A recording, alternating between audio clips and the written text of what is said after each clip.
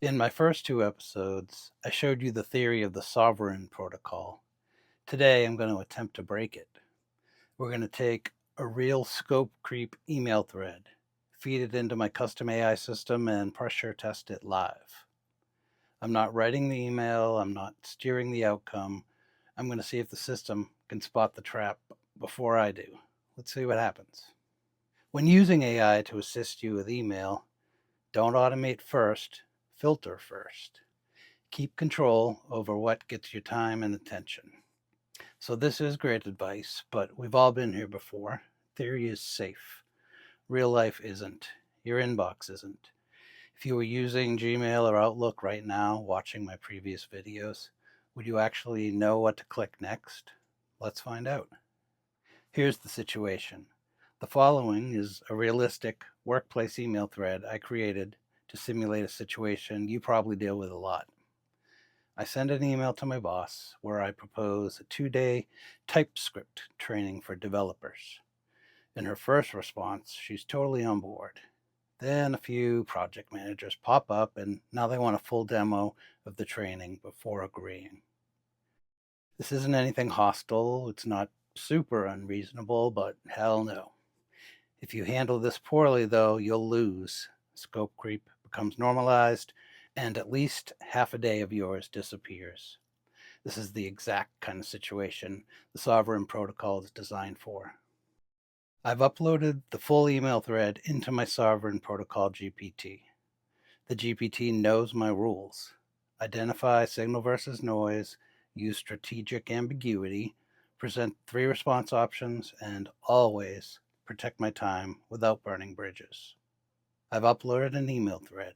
It's from my direct manager, and it involves a 2 to 3 hour time commitment. Apply the Sovereign Protocol to the most recent email. That's how little I have to prompt now. What lives inside my Sovereign Protocol GPT is instructions, perform a signal versus noise analysis of what's actually being asked for, then provide your standard 3 response options, and constraints. I want to protect my time without damaging trust or momentum, respect the power dynamic, and keep the tone calm, professional, and efficient, and frame boundaries in terms of outcomes and alignment, not personal preference. The AI does its thinking and it spits out its reply. And then I choose and edit the final response myself. That's it. I'm not prompting anymore, I'm just steering. But here's the risk. Standard AI wants to be helpful. Its default instinct is to write a polite, people pleasing email that agrees to the demo and books the meeting.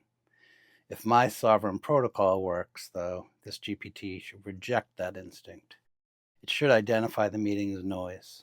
Let's look at what it did. And here's the key insight, the signal. The real request here isn't a demo at all. It's a pre-alignment.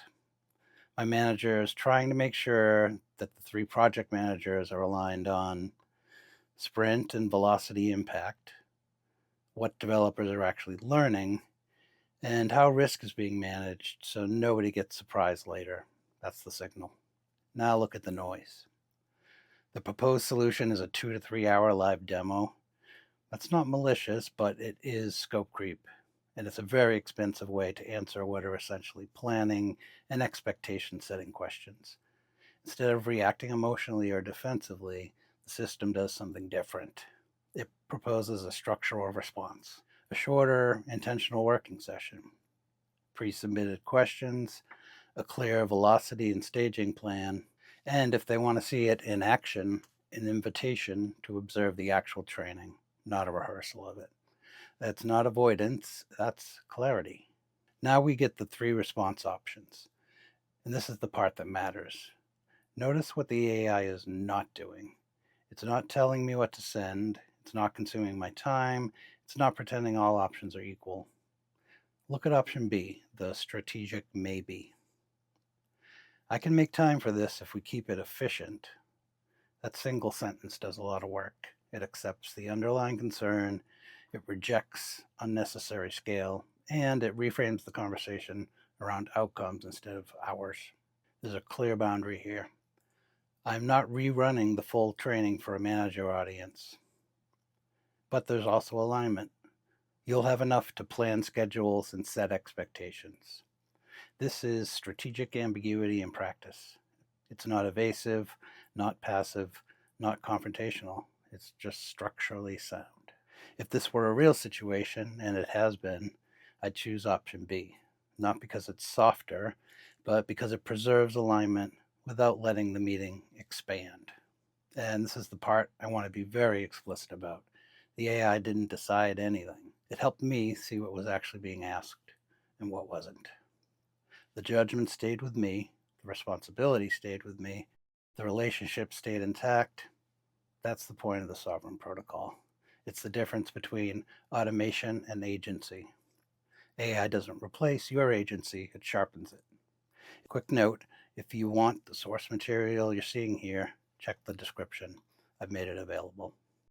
Episodes 1 and 2 were about building the system. This episode was about trusting the system enough to test it. Good AI usage doesn't remove uncertainty. It helps you navigate uncertainty without surrendering judgment. In future episodes, we'll zoom out more because this same pattern applies to meetings, roles, and careers in an AI-saturated workplace.